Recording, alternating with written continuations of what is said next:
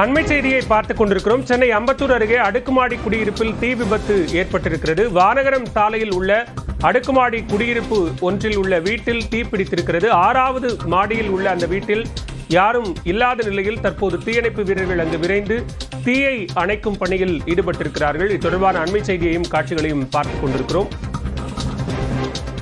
அம்பத்தூரில் வானகரம் சாலையில் உள்ள அடுக்குமாடி குடியிருப்பில் தீ விபத்து ஏற்பட்டிருக்கிறது. 6வது மாடியில் உள்ள வீடு ஒன்றில் தற்போது தீ விபத்து ஏற்பட்டிருக்கிறது. கூடுதல் விவரங்களோடு இணைகிறார் செய்தியாளர் கண்ணியப்பன். விவரங்கள்.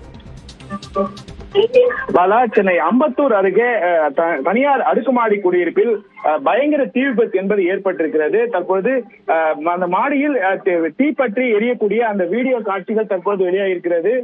சம்பவ இடத்திற்கு அம்பத்தூர் தொழிற்பேட்டை தீயணைப்பு குழுவினர் தற்போது விரைந்து வந்து கொண்டிருக்கின்றனர்.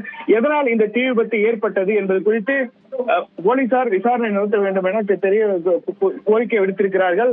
அந்த அடுக்குமாடி குடியிருப்பில் சற்று நேரத்துக்கு முன்பாக இந்த தீ விபத்து என்பது ஏற்பட்டு தற்போது அந்த 6வது மாடியில் தீப்பற்றி எரியக்கூடிய அந்த காட்சியை நம்மால் காண முடிகிறது. பாலா, விவரங்களுக்கு நன்றி கண்ணியப்பன்.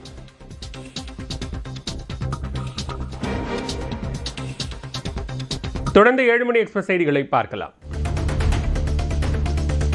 ரெப்போ வட்டி விகிதத்தை ரிசர்வ் வங்கி குறைத்ததை தொடர்ந்து கடன்கள் மற்றும் சேமிப்பு கணக்குகளுக்கான வட்டி விகிதத்தை இந்தியாவின் மிகப்பெரிய பொதுத்துறை வங்கியான SBI குறைத்துள்ளது.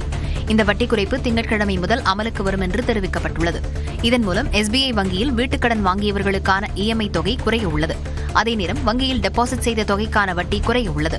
444 நாட்கள் வைப்பு தொகைக்கான வட்டி விகிதம் 6.6 விழுக்காட்டிலிருந்து 6.5 விழுக்காடாக குறைக்கப்படுவதாக SBI வங்கி தெரிவித்துள்ளது.